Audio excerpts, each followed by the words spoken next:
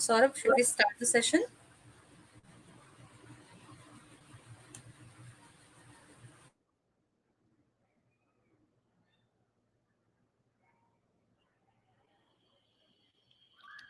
Yep, we should.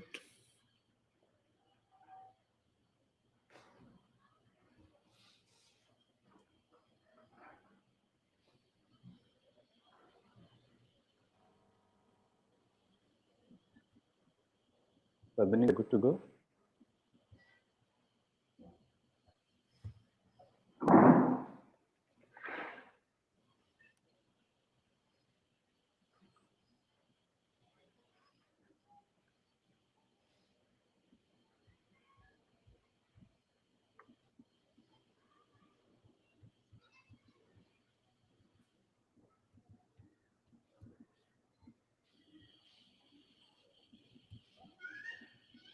I'll do a quick audio check. Good evening, everyone. Please, if you could hear me well, just give a thumbs up or give an emoji, something, so we know we are all here. Thank you. I think that's a good performance. Thank you, everyone. So good evening again, and I'll quickly introduce myself. I'm Saurav Raj, alumni of IIT Delhi and the program chair for PIWOT 2023. On behalf of PanIIT team, I'm delighted to welcome all of you to our first edition of the Roadshow and our run-up to the main event on 8th and 9th of December in Bangalore. Before we dive into the discussion today, I want to express my gratitude to our sponsor, Hexaware, and the hardworking team from PanIIT and my co-chairs, Dr. Smita Gupta from IIT Bombay, Dr. Somnath from IIT Delhi, and our passionate team of volunteers who have been working for the last 2 months non-stop to put up this panel, and our delighted guests with all of you. So today we are going to talk about unveiling the future of Gen AI, and I thank you again for being present here, joining us today, as I hand over to our secretary from PanIIT, Mr. Pradeep Bhargava. Thank you, Saurav, and welcome all. It's a great pleasure to be here, sharing with you the curtain raiser for PanIIT world of technology. What I'll do is take you through a set of slides which cover our journey and also what we have showcased for you in the coming month.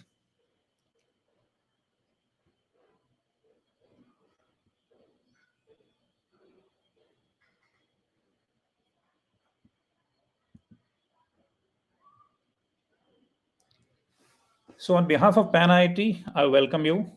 And PanIIT has been trying to become more inclusive, not only from, involving all the IITs to pull them together, but also part of being the society where we stay and how we interact. As part of the discussions within PanIIT, which is a group of people who are representing the institutes from all our alums, we came with a vision for 2047. And one of the key point is to bring about innovation which serves the need of the world and also for the developing countries specifically. And so there are 4 missions identified. One is that IIT itself should become a go-to place for innovation and through IITians. And this would happen by establishing a platform where we aggregate innovation and research. And of course, the real need to match both the need and availability. It also should emerge as a key contributor to policy and also assisting the government. And last but not least, to set up innovation hubs with a focus on the new set of things that are coming up, the need for water, the skilling, climate action, and defense. What we believe is that while there is a PanIIT as a body, there are a number of initiatives done by alum across the world. And on this, we will be therefore collaborating with each across the geographies and also the specific initiatives. So as PanIIT body, we intend to continue to provide strategic support for the IITs. We interact with Directors Forum and also offer informal communication, empower alumni and alumni-led organizations, and then we come together for collective impact.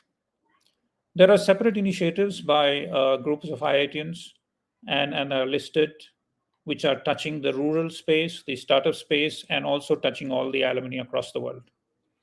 There are a number of international networks, and there are city centers.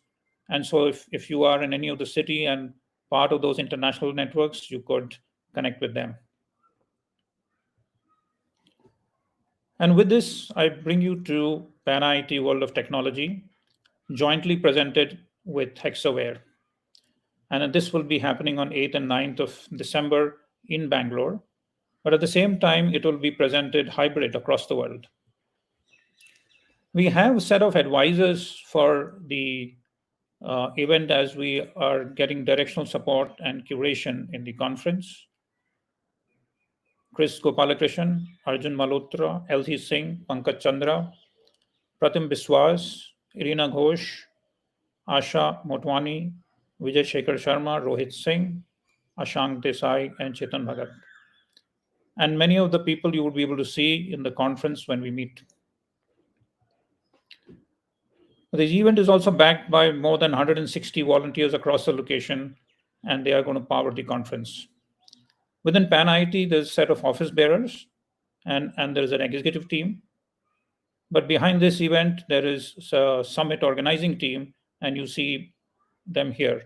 Shubhendu, Kannan, Praveen Kumar, Saurabh, who's here, Dr. Smita Gupta, Swadeep, Melissa, and Padmini. So we all jointly welcome you all for this PanIIT World of Technology. Within that, we have a number of things coming up, and these are presented you through conference. Within the conference, we are touching India and innovation and number of innovations that are coming up in India, the digital economy imperative, and also how it can help us scale across the world. Diving deep into research and making research happen within the country, led largely by the market imperatives, boosting manufacturing, creating social impact, and last but not least, supercharging with AI. And then this with AI we start today. In Startup Conclave, we'll be touching the pitches, but also having showcase at the exhibition, interaction with the investors and masterclasses. What is already on is Hackathon, where more than 4,500 people are registered, and we are touching few of the specific areas. And then there is a discussion, which is brought to you, where the directors of the 23 institutes will be coming together, the Alumni Association presidents would be coming together, and incubation center heads would be coming together, all at Bangalore. Other than this, we have the keynote, the networking sessions, exhibition, and gala dinner. I now quickly run through a few of the slides to get you the glimpse before we throw open for our today's session. As India is continuing to embark journey of the innovation, we see number of innovation right from the digital identity to documentation to the transactions and also e-commerce initiatives. And what we believe is many of them can scale globally. There is a lot of energy in startup and all of us are aware. What is also necessary is that the timing should be right. While all other things from business plan to the idea and the focus changes, but the timing matters. And you would all see during the sessions. We also have substantial opportunity coming up, and this is in form of going back to core research and going back to manufacturing. And so it is time to capitalize on manufacturing. So the sessions here would touch on manufacturing and research around appliances, aerospace, defense, automotive, healthcare, and the industry 4.0 automation. And you would see from research perspective, we're talking from a core research and taking it to market. And therefore, this TRL 1 to 9, as you see here, that's the journey that we want to trace during the event. There is a need to be socially relevant in all what we do. And we touch the urban transformation. We also touch rural empowerment, water and conservation, climate resilience, and you would see some of the best speakers coming and joining us in the event. Today, we start the roadshows, unveiling the future of AI. But what will follow in the next weeks is also something around the flying machines, which will change the way we do business. We know that while everything matters, but mental health also matters. And we will have folks talking about it. And then we will touch something around the six suns and where it takes us. So you have an opportunity to interact with the top global speakers.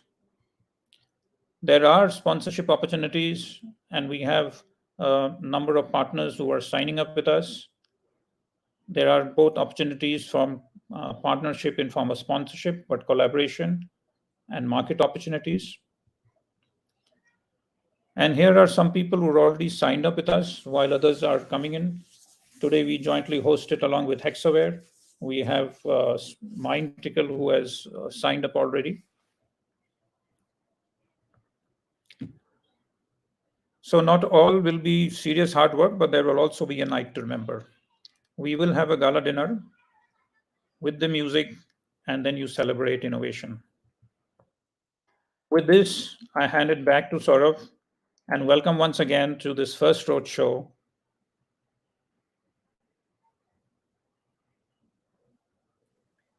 Thank you, Mr. Pradeep. That was a very good introduction to the roadshow itself and to what PIWOT 2023 holds for all of our audiences. With that, I would like to take you to the next part of the session today, which is the conference and the session itself. Today, we are going to talk about generative AI. 2023 has been the year of Gen AI, and in this wide-ranging, exciting panel, we bring together experts from the tech, from academic, from legal, and entrepreneurial sectors.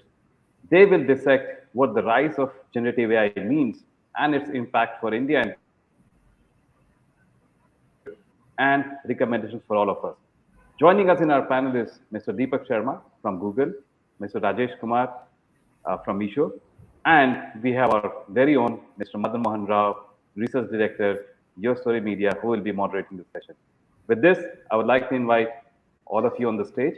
And Mr. Madan, could you please take on the next discussion? Thank you. Thanks, Saurav. Good to see you again. Thanks, Pradeep, for those opening remarks, and a big welcome to all of you joining us online from across India and hopefully around the world as well. We have a fantastic panel discussion coming up now for the next hour or so at least, and I want to make this very interactive. So all of you, please feel free to type in your questions, comments in the chat window, in the Q&A section, and so on. So as mentioned earlier, this year has been easily the year of Gen AI. In fact, if you were to look back at the year, which is almost finished now, two things stand out from a tech innovation point of view. One, of course, is aerospace, especially with the Chandrayaan landing on the moon probe landing on the south pole of the moon. Definitely, aerospace has got a huge boost now in the country. And the second, of course, is Gen AI, which exploded almost exactly around this time around the world last year, in November last year, when ChatGPT took off and swept around the world and billions of users in just a few weeks and so on. So today we have two outstanding speakers joining us to talk about where are we in the world of Gen AI, what does it mean for the Indian tech and entrepreneurial community, what's happening beyond the usual big metros and big cities in India, what can Gen AI do for the rest of India, and more specifically from the point of view of the audience, what are some of their tips for those of you who are in this space or want to get into this space. So first up, we have Deepak Sharma, who is currently at Google as a machine learning engineer working on BARD. More than 10 years of experience in machine learning and data science. He has worked in manufacturing, retail, SaaS, and now in consumer software. They've also shared, our speakers have shared a little bit more about their personal side of their lives. And Deepak is, in his free time, involved in travel, research, history, and reading. And as you can probably guess, he loves fiction, especially a lot of fantasy and science fiction. So, Deepak, welcome aboard our panel. Thanks so much for joining us on a Saturday evening. Hi, Deepak. Hi, Madan. Thank you. Great. Thanks for joining. We also have with us Rajesh Kumar SA. Rajesh Kumar is a data science leader with over 16 years of experience. He currently leads multiple ML charters at Misho, including supply growth, pricing, fulfillment, Gen AI, and search and discovery. In the past, he was at companies like Yahoo, InMobi. He also co-founded a deep tech computer vision company called Streamoid in the fashion AI space. He also loves, among other things, hacking, trekking, Carnatic music, and detective novels. He has won 5 Sequoia hackathons in the past few years, in consecutive years. He's also trekked across all the major peaks in Karnataka. I guess Mount Everest is next. And he maintains a small collection of old Indian art and coins. So, those of you have coins and maybe stamps as well, he's a good person to touch base with. He also plays the violin quite well, and though some people around him ask him to stop it, we firmly believe that he should continue playing the violin. So, welcome aboard, Rajesh. Are you with us? Yes. Thanks for the intro. Fantastic, Rajesh. Great. Thanks, Rajesh. Thanks, Deepak. Thanks for joining us. And thanks once again to our hosts for opening the session. And a big thanks to all of you who are in for a treat now for the next hour and a half. We're going to talk a bit about the whole explosion of Gen AI and what it means for all of us. So, my first question to either of you, I'll begin with Deepak, is would you say we are still at the hype stage of Gen AI now, or have we passed hype stage to actual widespread results on the ground? Deepak? Yeah. I think we are. There is hype. There is definitely hype, but I think that hype has a strong foundations. I think there is definitely a lot of value which is being created, and we see a lot of applications which are already there. Chat GPT reaching 1 billion in a matter of weeks is testament to that. We see code pilots, we see assistants which are actually adding a lot of value. So we do see a lot of value, but we do also see a lot of hype. And I think as we move forward into 2024 and 2025, there would be more consolidation. We would understand. So, like anything, this is a technology, and this is a sort of a foundational technology, and there will be more understanding of what is it capable of and what is it it's not capable of, and the applications would sort of mature. So definitely hype, but strongly, I think, based on strong foundations, and definitely lot of potential use cases which are already coming up. How about you, Rajesh? Where do you stand? Do you agree? Would you differ? We're still in hype. We're moving beyond hype, Rajesh. I kind of concur with Deepak in this. There is still a little bit of a hype where people do consider AI to have solved everything, or AI to solve everything as such. But what we are definitely seeing is real value being created, especially on the ground in some of the use cases that we do in our company as well. We are seeing value being very clearly created, and largely it is around right now the kind of value, right, and which is beyond hype, is about efficiency improvement, right? It kind of improves efficiency across the board, be it for the coders, like what Deepak was saying, which is improve their coding capabilities, improve their testing and things like that, and again for data analytics and these kind of aspects, we are already seeing quite a bit of value that is being generated. There is still a long way to go. There is a lot of governance that is needed, and that is where there is a little bit of that hype that needs to kind of settle in and start giving in realistic value. Yeah, thanks, Rajesh. Deepak, I think I would agree with what you've said. Also, in fact, I'm noticing that now in the early stage, there's a lot of hype across the board. Now there's a lot of hype in individual sectors. I'm tracking what's happening, for example, in music, in reading and writing, in literacy, in medicine, engineering, and so on. So everywhere there's either the extreme side, oh my God, it's going to destroy the music industry, it's going to destroy surgery in some ways, etc. But at the same time, how do we come to the realistic, somewhere in between extreme positive and extreme negative? So that's what we're seeing. We're also seeing, by the way, this is now coming towards the end of the year also, a lot of companies already are putting out reports on what is Gen AI going to be doing in the next year. What can we expect to see from Gen AI? So let's also take our little look at the crystal ball. Let me ask Rajesh now. When you look down into your crystal ball, what do you see coming up down the road at us in 2024 in terms of Gen AI? Rajesh? Yeah, so I think there will be a massive explosion of content, especially some of the voice and dubbing related things have suddenly opened up. You can see that language translation is becoming better and better, and in fact, some of the recent advancements, as recent as last week and a couple of weeks back, you can already see that even your lip sync as such happens well, along with the dubbing that happens, right? Like along with the language translation that happens. So this gives a lot more realistic things. So you can assume a lot of content from different languages actually becoming available to different other languages, right? So this, I think, is going to be quite disruptive in next year. There's one of the cases. The other ones, again, some of these coding assistants and things like that are becoming mainstream. So you can see that adoption, like for example, Copilot apparently is being used by millions of. There is already a subscription which is being paid, right? So which means that this is going to be mainstream. The way people are going to code is going to change, right? And there is a lot of maturity that comes in, and then kind of having this this particular assistance as part of your life is going to become a norm in some sense, right? I think this will be disruptive, but again, some of the existing ones, which is given an image, having some content generated based on the image, or analyzing videos, analyzing audio, these things are already at a certain stage, which probably is going to you're going to see a lot more adoption, and then a lot more people using it. Great. Thanks, Rajesh. How about you, Deepak? What do you see coming down the road when you look at 2024 in Gen AI? Yeah, I mean, I agree with Rajesh that there is going to be a lot of adoption. There is a lot more adoption.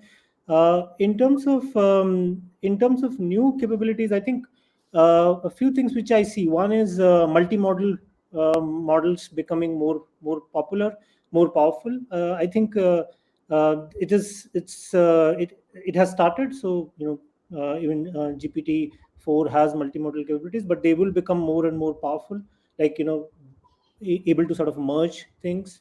I think models would become better at making decisions, right? So right now models usually are generating, given a query, generating output, but I feel like as in 2024 models would start doing sort of multi-step thinking, and they would start making decisions. So I think they are still trying to do that, but I think the whole approach of chain of thought and tree of thought, those will become more popular, and the models would start getting there. I would also think that there is going to be more custom models. I think, for example, Bloomberg came out with their own pre-trained model, finance, pre-trained on finance data. So I think there will be more such models pre-trained on specific data. So that I think would come up, and more applications, more software would be driven by them. And I think one thing which I wish for, and I don't know, is that we would start rethinking about software as we build it, right? So right now, a lot of companies start to bring AI capabilities as an afterthought, but maybe folks would start thinking about AI as a first foundational component of their software and build it on top of it. So that is something which may start coming up, right? It's like an iPhone moment for software. That's very well said. It'll make us rethink how we look at fundamentals of the tech industry, like software. I mentioned earlier that in addition to my questions, I welcome questions from the audience as well. I'm very happy to see one or two questions coming in already. In fact, one of the questions that we can take now perhaps is a question for both of you. How can we deal with hallucinations and biases in B2B cases involving factual database reviews and decisions? So, Deepak, you want to start with that? How to deal with hallucinations? Yeah, I think there are approaches right now which can allow you to deal with hallucinations. Nothing is 100%, right? These are stochastic models, so they are not 100%.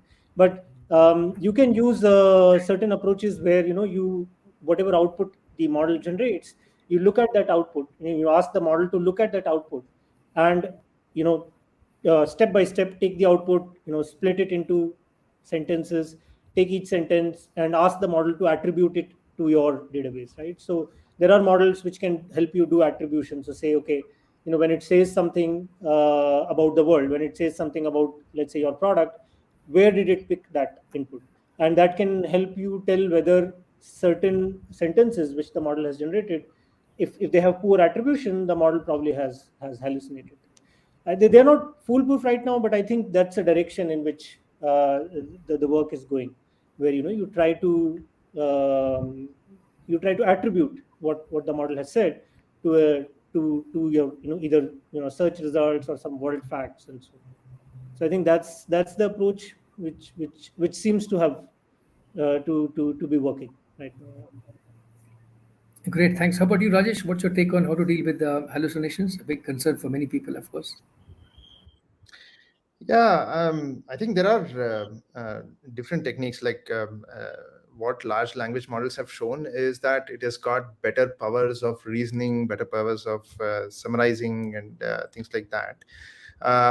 If you have to base it on some of the some of your knowledge and things like that, there are things like RAG, techniques like RAG, which you can still kind of augment the AI setup with. So I think in some of these cases, you'll have to go case by case. You have enough techniques to ground it, and also in none of these things, we should remove the human aspect. So there should be a human in the loop, right? Kind of have that governance mechanism on top, which kind of at least samples some of the output and then keeps us informed, right? So overall, it has to be like a system where AI is just one component of it, and you can't let loose the entire piece. Thanks. So from technical questions, let's move on now to more of the applications, what's happening in India and what should be the different use cases for Gen AI. A couple of questions have come in the chat window and the Q&A section. One is on should students be allowed to use Gen AI in the classwork, submitting assignments, homeworks and all this stuff. And I'm seeing different ends of the spectrum over here. Some people saying, yes, let them by all means use it as a creativity tool.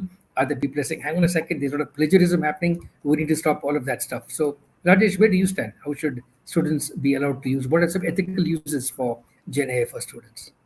I think, yeah, it's definitely a little bit of a controversial this thing, but I think this is a tool at the end of the day, right?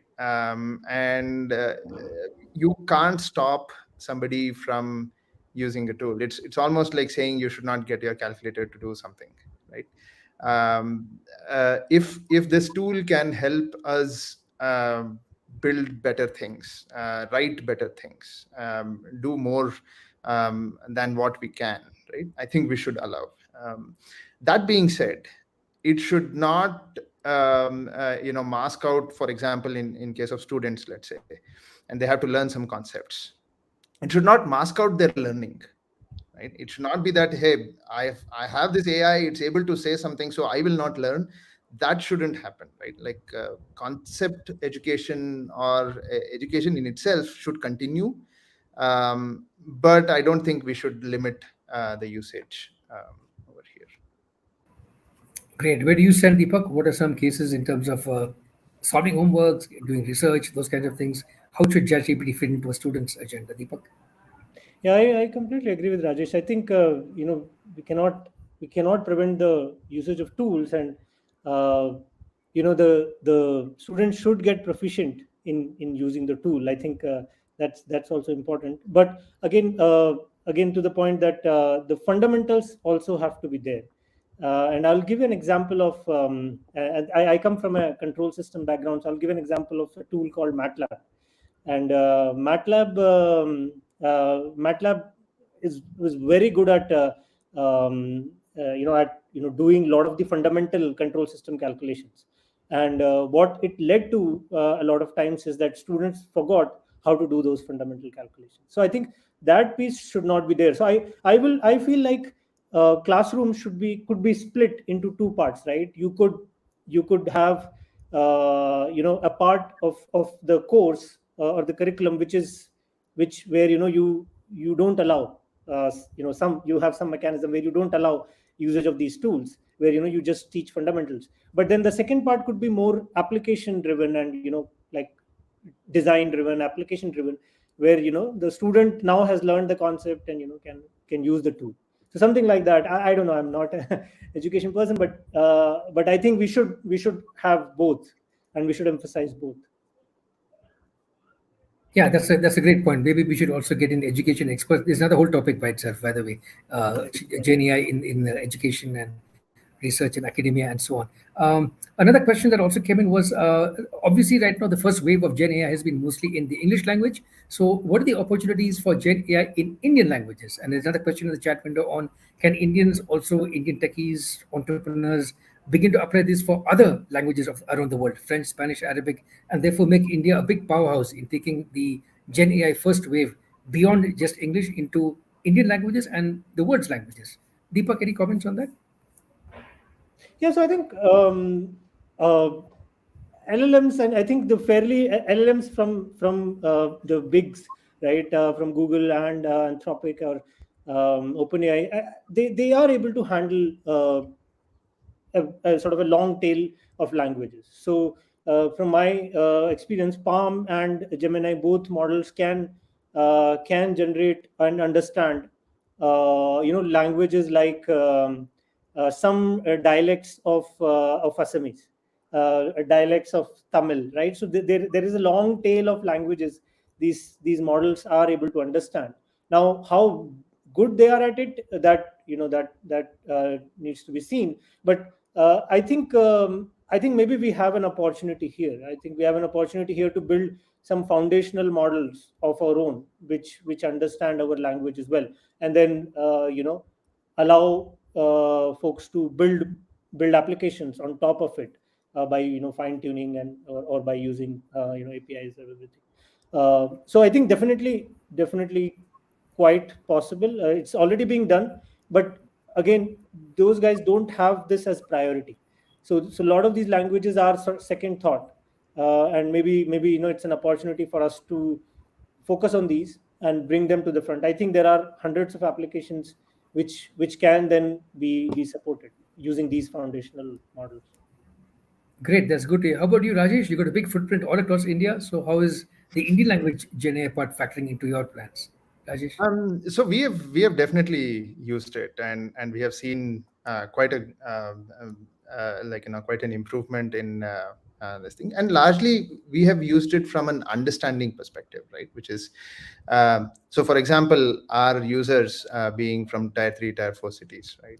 Misho's users being tier 3, tier 4, they actually converse in their own languages, right? So they can't write proper English, and sometimes they kind of go wrong with the spellings as well and things like that.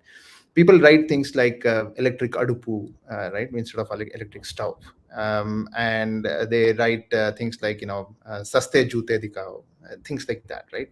And we pass it to some of these language models, and we are getting actually fairly good translations into English, which we can actually search and give it out. So there is a lot of benefit that is coming out even for these local languages.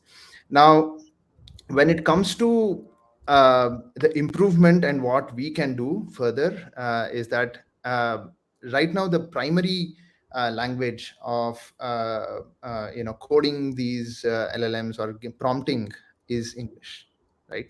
Now, today, the English speaking audience can have better prompts, you can be better prompt engineers and things like that, but it technically shouldn't stop there, right?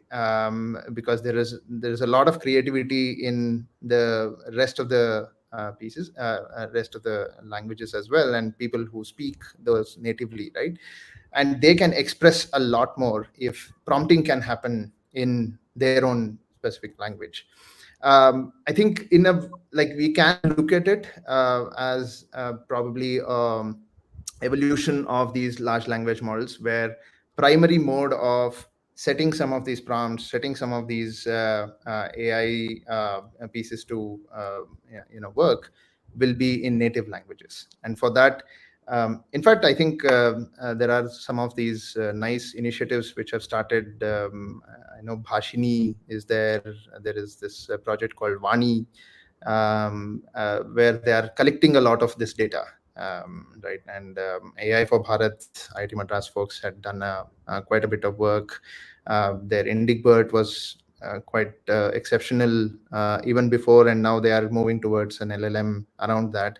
So there is a lot of work already happening in terms of collecting this data, getting it to a certain level, and a lot of data is actually hidden in videos. So there's video translations that are happening in order to extract the data and then form these languages or create these language models. So yeah, lot of scope and already a lot of benefit. Great. There's one more question on the application of all of these Gen AI tools, and maybe this one is a bit beyond the scope of discussion today, but let's take it on anyway. Will AI help improve the standards of political discourse? Obviously, there's a lot of misinformation, fake speech, hate speech, all of that stuff online. So, is there a way Gen AI can be used to monitor, tone down, and promote better uses of the internet for discussion, whether it's politics or any other forum for that matter? Rajesh, any thoughts on that? Yeah, I think it's a language model, right? Like, and what essentially it means is it's able to understand language and then tone it down or hype it up or do in whichever way, like moderate the whole piece. And if you want to use it in a way to moderate the situation or moderate the discourse as such, it is very much possible, right? Um, but does it does it start influencing people on certain ways? That is the thin line that we should be careful about, and hence there is this governance aspect that is needed, because with all the hallucinations and everything, whenever we try to take inputs from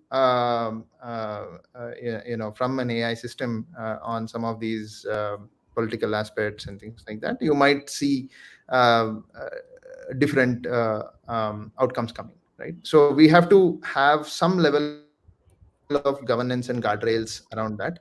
I know that OpenAI is having artificial super intelligence governance team that they recently formed, and Sam Altman recently mentioned that AI is very good in persuasion, right? They are seeing a very interesting trait about these models where they are actually good in persuading you to do something. So given such kind of behavior about the technology, we have to have our guardrails and then limit or rather use it with a pinch of salt in some ways. Got it. How about you, Deepak? What is your take on Gen AI and creating a better political sphere? Deepak? Yeah, I mean, I think it's Gen AI is a tool, right? And though, yeah, it has certain capabilities. So it can understand text better. It can understand content better. So maybe it can provide better guardrails. It can provide better safety guarantees. But again, I think the problem would arrive is who controls that AI, right? Whether that AI is biased or unbiased, whether that AI is right leaning or left leaning, like how who that whole point would sort of start coming into the picture. Can that AI be completely unbiased in terms of not allowing sort of hate speech on both sides, because one side's one side's protection of freedom can be other side's hate speech, so things like that, right? So how does that work? So I think technology definitely possible, definitely quite possible, but I think it will be more of a question of the operational question. Who does it and who maintains it, and how do they keep it unbiased and so on? Great. In fact, both of you mentioned the word guardrails, and another question in the chat window is somewhat related to that concept, which is are there any industry organizations out there working on these kinds of issues, ethics, law, etc., around Gen AI? And are you a part of any of them, or are they organizations that you know of that you can recommend to our audience that they go and check out their websites, for example? Deepak, you want to take this? I'm not sure if there are such orgs in India. I think, as Rajesh mentioned, OpenAI has sort of a watchdog or an independent team which is looking at it. I think Anthropic has a very strong team which looks at safety. I think they came up with some of these metrics and some of these mechanisms to measure these guardrails, to measure how well your model does on some of these points. But I'm not sure if there are such orgs, and I'm not part of the. Yeah. Got it. How about you, Rajesh? Again, I'm not part of any of these organizations, but I have seen a few meetups happening in London, and in EU area as such. They are a little bit more progressive in thinking about this from a political point of view and from a general, public point of view, creating public policies around it and things like that. But I think it is still in a debate stage. It's not, I mean, operationally, I don't think they have gotten to the point to say that you should be doing these 4 things or these 5 things. It's been largely associated to the companies who are building these models to actually do it in their own ethical sort of a way, be it OpenAI or Google or Meta or any of these guys.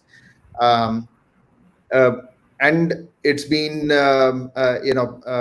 when you are using it as an application, your user better, or the user best, actually. So that way you have to formulate all of the guardrails associated, and you build your own some way.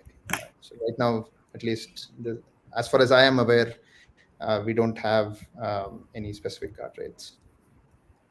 Okay, Rajesh, thanks. In fact, that's a very good question then coming from the audience. We can bring this up maybe in the big event in December, the overall global governance of Gen AI. How does India fit into this whole thing? So that's a great question. Our next question is more about specific sector-wise use cases of Gen AI. So I want to ask you, Rajesh, how are you? Maybe you can give us 3 examples. How is Misho using Gen AI in maybe 3 different ways, and maybe Deepak after that. You personally, what are you involved with in case of Gen AI? So Rajesh. Yeah. So I think one very great use case that has helped me show is to help sellers.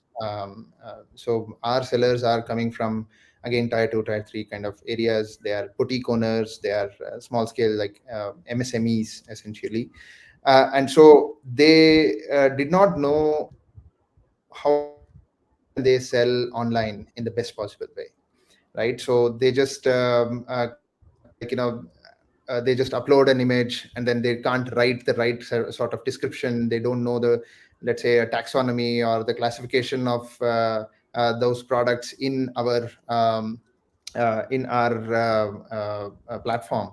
So what we have done is, as soon as they send out the image to us to be cataloged or to be displayed to our users, we actually generate titles. We generate the keywords that are good for them, right? And we give them the description that is best for describing their products for our users, right? And we also do, like, this multilingual, like vernacular, right? Somebody in let's say Gujarat can actually sell something to a Bengal, West Bengal person, right? So language isn't a barrier because of that. So this seller support in cataloging is one of the success stories, and in fact, if this entire thing is automated, right, for us. The other aspect is, again, when we take an image, when these guys take an image of the product that they want to sell, the background might be wrong. They might just take it in their shop thinking that this is enough. But in e-commerce, you need beautiful backgrounds, you need a better way of presentation and things like that. Obviously, they will not know Photoshop and things like that, so they will not be able to do this. So here again, we have used image generation aspects, where given the product, we are able to change some of the background and everything, beautify it, and then present it to the end customer. So this is like one very classic use case which has helped us immensely. The other use case is with the search and discovery itself, that I briefly talked about even before, which is people, in fact, in our case, about 20% of our audience actually use voice, right? So they query in their own language, they query with voice. So for us, generating that or translating that into English, and then getting a good query outcome is also a challenge. And with these large language models, we have seen, and especially multimodal models, we have seen significant improvement in discovery of the products. Right, like the tier 3, tier 4 city.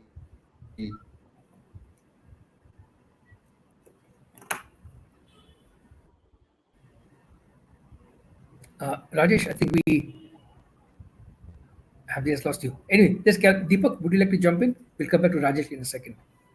Sure, yeah. So I'm part of Bard, which is Google's competitor to ChatGPT, and I think so. Most of my work right now is involved in improving the answers. So the way Bard is used, it is we are sort of posting it as an answers platform for let's say Indian users. So I'm working on how we can improve that answers experience, how we can for let's say Indian users, multilingual users, how can we help them get better answers. And this the challenge comes into picture is because a lot of these answers are based on search results, and search in India is the quality of search in India is poorer as compared to English, but we want to give them answers which are of comparable quality. So a lot of work there to get search results in English, and then figure out how we can generate the answers in the language the user is comfortable in, or in the language the user is querying in. So that's a big area where I'm working on. Another area I'm working on is improving interactions of Bard with other Google products, and doing it for Indian users, right? So, for example, Google Drive. So users have a lot of documents in Google Drive, and they want to quickly summarize them, or they want to search something in the document. They can do it through Bard, or Google Assistant, right? So that interaction, and how to do that for Hindi content or for Marathi content and so on, is what I'm working on. So those are sort of broad areas I've been focusing on. Another work which I'm working on together with the research in Bangalore is extending Bard to very low volume Indian languages, like what I mentioned earlier, dialects which are spoken in one part of an Indian state, right? So extending it to those kind of languages, so users can access Bard in those languages. So those are areas I'm sort of focusing on. Great, thanks, Deepak. A related question was, there's a very good use cases you've given from different sectors. One question was, is there any way Gen AI is being customized for the government sector? We've heard about Gen AI in education, in e-commerce just now. You talked about two or three other sectors. One question comes, is BART being deployed, for example, in government sectors tuned to the needs of government agencies? Deepak. Yeah, so maybe I cannot disclose the exact discussions, but yeah, this is something which is possible. It is being done in other Asian countries, so it is being done in Korea, it's being done in Japan. So Bard, specifically in Korea, Bard is Bard is getting integrated to a lot of their government services, specifically in education sector. And definitely there will be efforts to do something similar in India. Definitely, that's an area Google um, wants to get into. Yeah. Sir, you're on mute, Madan. Another question very dear to our heart at your story, which is about startups. So there's a question from, I guess, an entrepreneur in the audience talking about a lot of these AI tools, hardware, software tools, and so on are very expensive to use for startups. So what are organizations like Google and Bard doing, for example, to make it easier, more affordable for startups to use, so they can push the frontiers of how this technology can be used in new use cases? Deepak? Right.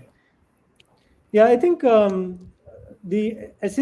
technology is expensive. It's the GPUs, the compute itself is quite expensive. So the technology itself is expensive. Right now, I think Google is using a lot of its lot of its infrastructure, providing a lot of these platforms for free. Um, and there is, I think there is a collaboration where Google does provide credits in terms of GPU credits, in terms of compute and data credits to startups which show value. So I think that's another way to go. And maybe that's something which Google uh, can increase in India. And possibly if there are startups um, which have a lot of value, it depends on how much value I think Google sees that startup generating, and based on that, I think Google can provide support. But essentially, the thing is, um, that this technology is expensive. There is the compute is very expensive, and because the compute happens on GPUs, which are quite expensive. So the startups also have to think about uh, optimizing. Do they need to send every request to LLM? Could they cache some of these requests? Could they simplify some of these requests and maybe batch them and send so optimize their workflow to maybe minimize LLM use. So I think some of that has to come from startups as well. Google definitely is trying, and if folks are interested, I can find out what kind of programs Google runs, to what kind of credits Google can provide, what kind of support Google can provide, and I can find that and share that information. Yeah, that'd be great, Deepak. I think many of these questions also require some follow-up actions from us, the speakers and the organizers and so on. Let me also request Saurabh and Manji to try and bring Sunil Rajshekhar back onto this panel. We seem to have lost him. So all the questions are coming for Deepak, unfortunately, or No fortunately. worries. Yes, yeah. So these I, are interesting questions. Rajesh is online. I'm Oh, So yeah. Oh, Rajesh fact, is I'm sorry, I didn't he's know. joined back. sorry. Yeah, yeah. So, Rajesh, do you want to respond to those other questions which just came in? They're about government use of Gen AI and Yes, things of yes. that sort. Any comments on that? Are you working with local, state government, municipalities, and so on? No, as in we are not doing specifically for AI related pieces, but we do work with the governments to actually empower some of the micro and small business folks, especially rural empowerment kind of scenarios. Recently, with I think Madhya Pradesh government, we did some initiatives, but these are not specifically AI related. It's largely to bring them on to e-commerce or online essentially. Great. So we've spent a lot of time now talking about all the opportunities and wow, how nice Gen AI is, etc. Now some questions are coming in about a few of the cautionary sides, which is what are some cybersecurity challenges of Gen AI, and how should organizations factor in cybersecurity? Is it an afterthought for many companies, or should it be baked into how you start approaching Gen AI? Where does the security come in? At the data level, network level, algorithm? Where all do you start factoring cybersecurity in Gen AI? Rajesh, you want to start? Yeah, I think in these cases, cybersecurity is super critical, especially when you are dealing with user data. You have to make sure that you don't really give out too much of personal information, and some of the standard standard guardrails that are there for data security, I think that extends even for AI usage, right? And when you are again doing some of these training or fine tuning and things like that, you should make sure that you have consent, and also have some level of anonymity maintained in these in these models. But none of it actually is different from how you are already handling your data and your user data, so to speak, right? Again, AI and LLMs or any of these things are a tool, right? Like how you actually have, let's say, your databases. It's again a tool, but it's just that it has got few more capabilities regarding languages, which is better than existing tools, right? So uh, all the guardrails that are there, all the security norms that are there, I think that has to get extended automatically, and these things have to be thought while designing your application. Great, thanks. How about you, Deepak? What's your take on cybersecurity, and when should organizations start factoring in cybersecurity for the Gen AI strategies?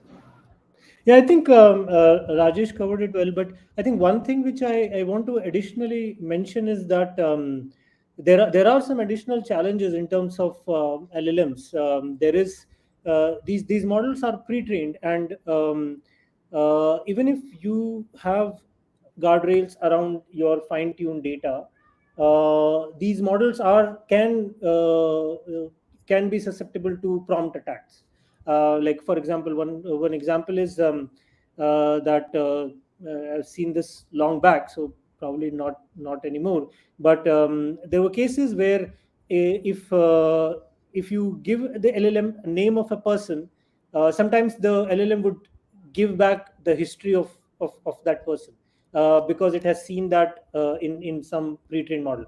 It may not be the same person, but it would start leaking some personal information. So the additional to what you are to sort of how you're training these models, and how you're fine tuning them, you also need to make sure that you control for prompt attacks. The outputs of these LLMs also have to pass through some kind of safety discriminators, some kind of safety evaluators, right? So I think that is an additional thing which has to be done, apart from what machine learning models already have been doing. How about you, Deepak? What's your take on cybersecurity and how organizations should factor it right now for the next stage, for governments, for example, or education institutes? Any sector-specific strategies? Um, Like how should a college or a university approach it? How should a healthcare? One question was about Gen AI in the healthcare sector. So getting a bit more into the specific details, for example, in health, how should they approach it? right. So I think from a healthcare perspective, I think the thing is that uh, let's take an example of healthcare, right? So I think at there anonymization is key. I think it has to be there has to be a lot more effort that should be done to anonymize data before you do any kind of fine tuning, right? So that aspect has to be very much there, because uh, uh, and that has to be additionally looked into and be very careful about, because uh, uh, you know if the data is not properly anonymized, the LLMs can learn patterns and can provide responses which leak personal information, which leak personal details, which would be very hard to sort of control once the models are trained. So I think that is a more specific or a more thorough guardrail which has to be there, like when dealing with sort of medical data. So I think there has to be it has to be case by case specific. It has to be application specific, but taking into account sort of the medical use case, I think there anonymization would be key, because the leakage could be, once happens, could be very hard to detect, and it could be catastrophic, right? Great. So those are three great recommendations. One is you should have cybersecurity baked into your company, even for non-AI kind of applications, pre-AI. Also need to take a look at some common elements across all kinds of AI data, for example, and each sector opens up its own specific use cases of how this data is generated, needs to be protected, and so on. Very good recommendations from both of you. So now we come to the last half hour of our segment, and I want to focus a bit more on this is a Pan IIT forum. So how can industry and academia work together? Industry, academia, and government work together? What are some of the ways in which you guys are involved in some kind of work back with your alumni organizations, with your institutions, with government agencies, and so on? Rajesh, you want to start? Yeah, What- so we have a we have recently announced the collaboration with IASC, especially on image enhancement and some of our use cases. So there is a lot of benefit with such kind of things, because this is a new subject or a new field, and it is good to have new ideas flowing in. And the students actually are bubbling with a lot of ideas, right? And uh, so in order to give them or channel their energies into some of the industry problems, it's actually very beneficial both ways, right? And from a student perspective, what we have seen, or at least I could understand, is that some of the problems that the industries are facing, they actually don't know, or rather it's kind of not aware of, right? So given that giving that context actually helps them also to improve in their careers. They can be a lot more productive. Their careers can be a lot more fruitful. So it's a good mix of both. That is one. Secondly, some of the fine tuning and things like that are expensive operations, and institutions with their tightened budgets and things like that are not able to do it themselves. And so having the corporate backing, because we will have a business case which can say that, if we do this, we will get a business value out of it, or a good cost benefit analysis, right? So with that, we will be able to open up some of our hardware resources, and that can augment, because you can now start experimenting a lot more, right? And in this phase of Gen AI, or generally whatever is the AI development that is happening, there needs to be a lot of experiments and a lot of trials and errors that are needed, right? And that is an expensive affair. And for that, having that collaboration definitely helps both the parties. Great. Thanks, Rajesh. How about you, Deepak? We see a lot of news about initiatives like Google for India and things of that sort. Any specific initiatives that come to your mind about Gen AI? How are you working with the IITs and the Indian governments to improve the Gen AI quotient? Deepak? Right. Yeah. So we do have a strong collaboration with the research institutes. We have with IIT, IITs. We have with ISC, and we also have folks who are part of both organizations. They are part of Google Research and part of the Research Institute. So they can they can become that bridge between research and product. So with the Gen AI, I think one thing which has happened at Google is that the research collaboration has become more closer, because we are working sort of at the frontier. So there is a lot more ideation which happens with research folks. So we do have folks from ISC, we do have folks from IITB who are doing internships at Google, and we work very closely with them, and the thing with the working with research is that uh, you could pose a research problem, and you could pose a product problem, and they can look at it from a research lens, and and come back. For example, hallucinations, right? It's a classic example, and there has been a lot of work which we are doing with research institutes to see how we can improve the models, how we can reduce hallucinations. So I think that's the way my organization works. One thing which I feel like recommending, and I'm not sure if Google is doing this, but my recommendation has been to look at more multidisciplinary research, and that's more specific to India.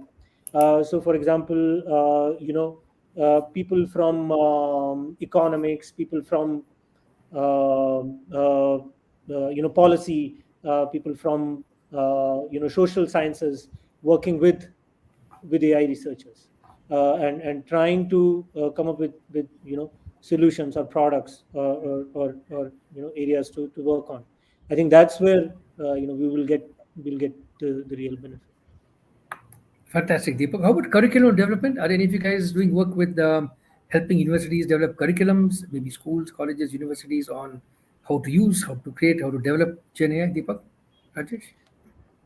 So we haven't been involved in curriculum development, but we are helping schools uh, adopt some of these tools, right? Like, maybe modify them for adoption for schools, like how schools or how teachers can use these tools to provide better instructions, provide better sort of help students learn better. That's where we are trying to help. We haven't done so much, like we haven't done specific work in curriculum improvement or curriculum development.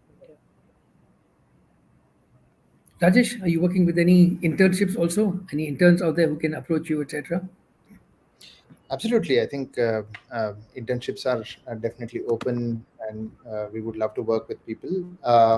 In fact, to what Deepak was saying about social sciences and things like that, we actually work with IIM Ahmedabad, and also a team with Harvard, in fact, for them to understand how the societal changes happen because of this, and how the microeconomics actually work out and things like that. So there are multidisciplinary areas where we actually collaborate and then do some research.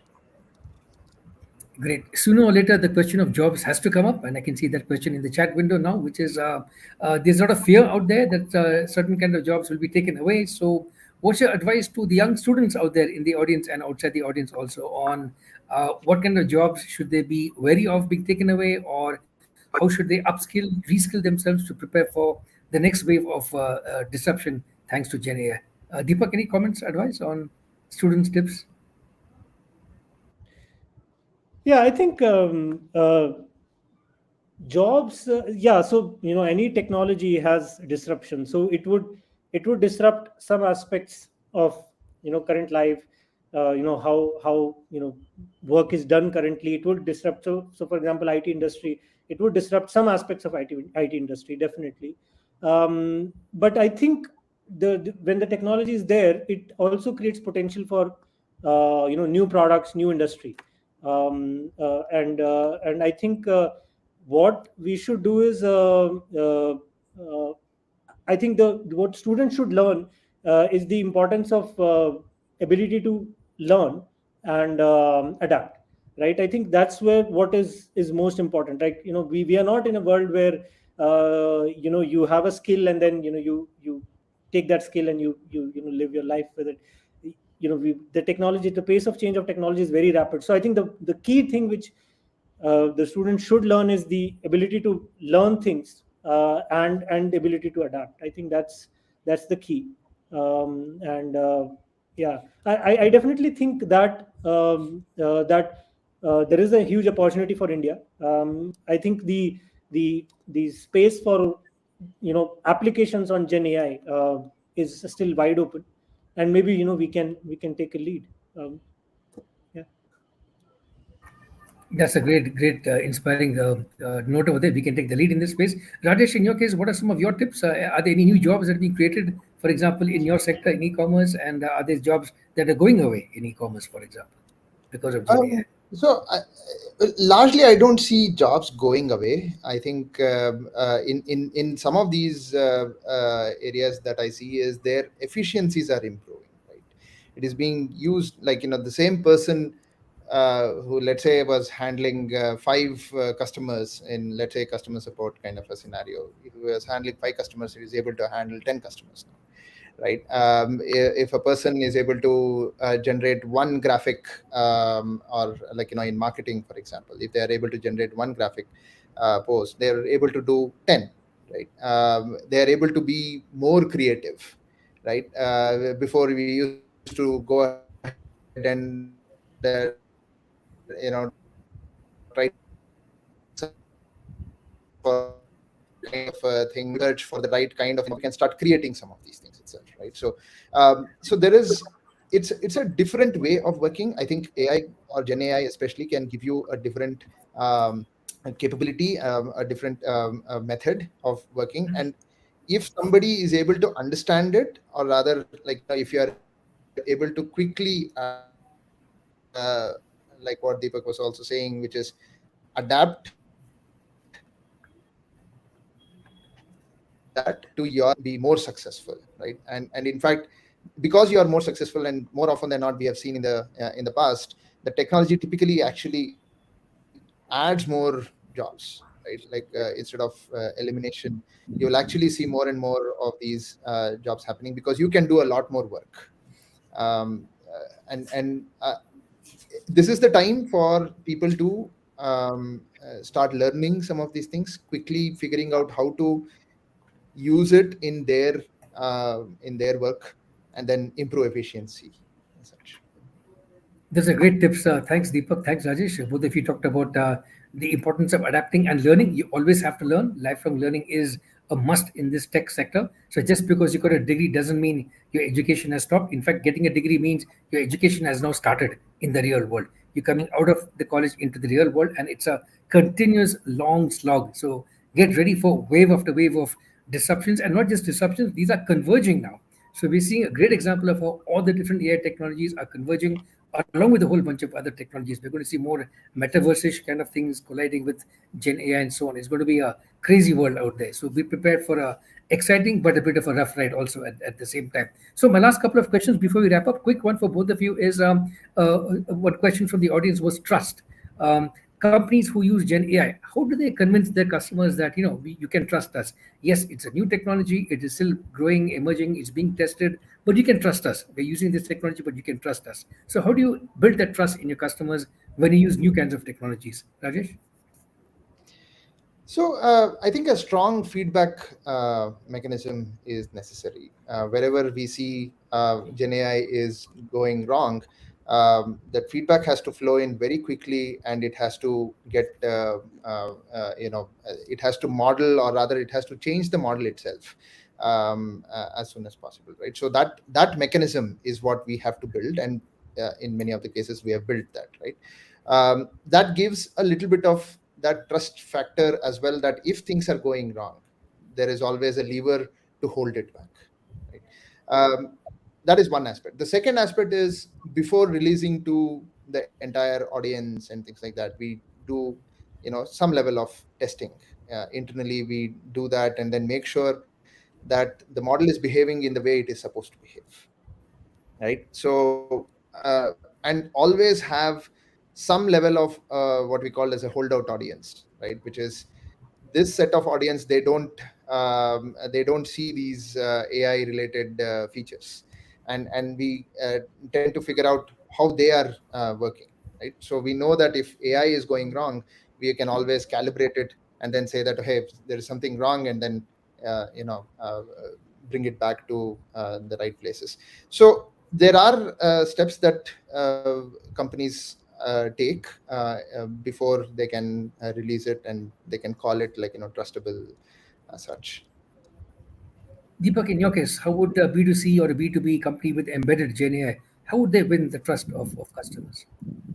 Yeah, I think the point which Rajesh mentioned, that when these features are released, it should be a staggered release. There should be, you should do a lot of testing, maybe internal dog food, team food, do some live experiments, and then slowly release these features as you become more and more confident about these features. And I think the other point which I want to mention is that trust is also it would also come, if you have a strong sort of a process around it, right? So if the failure happens, and how quickly you respond to it, how well you deal with it, is will also provide trust. So, like for example, if a wrong recommendation was given to the user and user complains about it, how well your process handles it, and you respond to it, and then you make sure that it doesn't happen again. I think that's also would sort of bring in trust. So having a very strong feedback, which Rajesh mentioned, in the product feature itself. So I think Gen AI is there, but it still requires you to have very good software, very good process built around it to bring trust. Like any traditional software. Great. My last question to you, both of you, is both of you have been very generous, sharing your knowledge, your experience, your insights, your recommendations. The audience has thrown all kinds of questions at you. My question for you now is, what would you like from the audience? What is your ask? Are you guys looking to maybe hire more people? You're looking for technology partners? You're looking for more academics to come and reach out with you? You want more government support? What do you guys need? What can you give the audience? Rajesh. I think I would say all of the above that you just mentioned. Right? You definitely want good folks to come join, with the vision of democratizing the internet commerce for the entire for Bharat, so to speak, like what we say. But also, I think, I mean, that's with the vested interest, but also from a public perspective, I think we should also try to do a lot of open source kind of projects. People should be able to contribute, because there is a lot of benefit that we reap from open source. I think we should also contribute back. And some of those initiatives, if they are there, we are ready to, kind of put our focus onto those projects as well, use it in our production systems, and then help out. So all of that is very much possible. So I would say some open source help from the audience will be useful. Fantastic. Deepak, what can the audience help you with? Yeah, definitely all of the above. Yeah, I mean, please do reach out to me. I think my contact details would be there. So do reach out to me. I think we are looking for academicians we can partner with, areas where we can improve BARD. So it can have more impact. We definitely are looking for advice from policy side of where we can contribute, where BARD can help. We definitely are looking for good people, definitely. So do reach out to me. Yeah. Fantastic. Thanks, Deepak. Thanks, Rajesh. And speaking from your story point of view, I would say we're always looking out for good stories of tech developers, tech experts, government experts, and so on. We're always looking for good startup stories. I'm a member of TIE Bangalore. I'm sure there's many TIE Delhi, TIE Silicon Valley people out there. We're also looking for startups and mentors to come and mentor the next wave of startups. I'm also co-founder of a platform called Mixer, mxr.world, and we've got 125 pitch decks of startups out there for you. So any entrepreneurs who want to see how do I get into this space, go and learn from stories, go to the websites of Meesho, Google, go to these pitch deck sites, and follow the PanIIT group as well. So we still have a few more minutes. Pradeep, you want to jump in and say a few more things before I hand to Manjeet for giving the word of thanks at the very end? Yeah, thanks. I think it was a very interesting discussion, because as an outsider, LLM looks like a mystery, and we said let's know something more about it. But I think both of these gentlemen helped unravel many of the things. So one question from my side was always trust, and a long-term sustenance of trust. I put one data and you get some result. I put the same data again, I get another result, and I say, can I trust it? So so these kind of questions are coming up always when we are working, and the question is, how do you then park money for something which you really do not know about? And And then you have some of these big guys, and so they say, it's hype. And there are other guys who say there's a lot of money to be poured in, and therefore people like us would obviously like to know that what's coming up. Can I trust? And I think to some extent, answers are there. So thank you for sharing, as Madan said, insights and experiences, and what works, and what precautions to take. It all helped. So Pradeep, this video will be made available online, right? For those who were not Yes. able to join today. So fantastic. Good. So Yes. So once again, so most of the people, wanted to know whether the recordings are available, and we said yes, and they are always there. So even the last time sessions are there. The second thing is some continuation will happen in the main event as well. What we are taking from here, we go back to the main event, and then we take it forward. So all these conversations are not just point in time conversations, but we will continue with taking forward what we learn here. fantastic. And I've made a big list of the questions that were asked today, and I'm sure from the AirMeet folks, we can get scrape back some of these questions and put them back to our speakers. They can answer it maybe afterwards or something like that. So with that, let me hand it back to, I think, Manjeet. We've got 5 minutes left. Your Yeah, moderation please was go. also excellent. So Oh, thanks. it's not Thanks. just to say the speakers. So I think we thoroughly enjoyed the way you brought it up. Yeah, we were just discussing backstage how beautifully you were moderating. Thank you. Thanks. Well, I used to be a DJ at a radio station, RJ. So this feels just like being back in a radio station, getting all these comments and patching it all together, and so on and so forth. I was also a literary secretary in my hostel, so this feels like my hostel days again. All people throwing in all kinds of ideas and opinions, and you got to steer this conversation somehow, somewhere. So, And Padmini, we while are we, and yeah, we are having the best of it. Actually, my camera is reaching, so I'm just going speaking, giving vote of thanks. Hope that's okay. Yeah. So every event is incomplete without a vote of thanks. So I, Manjeer, as an alumnus of IIT Kanpur and lead roadshows PIWOT 2023, on behalf of Pan IIT Alumni India, would like to thank all the people associated with this highly successful event. I sincerely thank Mr. Debashish Bhattacharya, Chairman Pan IIT Alumni India, and Mr. Pradeep Bhargava, General Secretary Pan IIT Alumni India and Conference Chair PIWOT 2023, for their constant help and support to the team. Our heartfelt thanks to our esteemed speakers, Mr. Deepak Sharma, Machine Learning Google, and Mr. Rajesh Kumar SA, Director, Machine Learning Misho, for taking their time out from their busy schedule. Their learning and experiences shared with our audience. We thank our moderator, Mr. Madan Mohan Rao, highly experienced industry professional, for doing a great job in keeping the learned speakers and the audience engaged. Thanks to Divyam, who helped us in connecting with our panelists.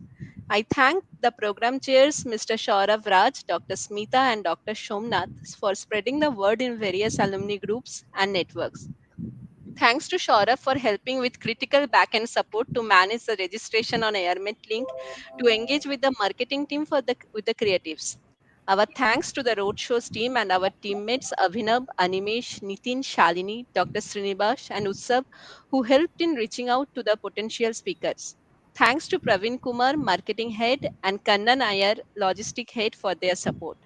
Thanks to our Pan IIT Secretariat, Melissa and Padmini, for the constant support. And thanks to Thomas and Rajiv in Cyber Media team for providing marketing support. Thanks to AirMeet team for hosting the event on their platform, and thanks to each and everyone for their help. But last but not the least, we would like to thank all our registered participants and our wonderful audience who joined us to make this event a successful one. We invite you to our upcoming roadshows with an enthralling list of topics, as Pradeep mentioned in the intro. We hope to see you at PIWOT 2023 on 8th and 9th December in Bangalore. See you. So, ladies and gents, thank you so much for this wonderful evening, and we look forward to connecting with you again when we talk about flying machines on the next weekend, and of course, our run up to PIWOT 2023 on 8th and 9th of December in Bangalore. Thank you. Have a Yeah. wonderful weekend. Bye. Bye. Thank you.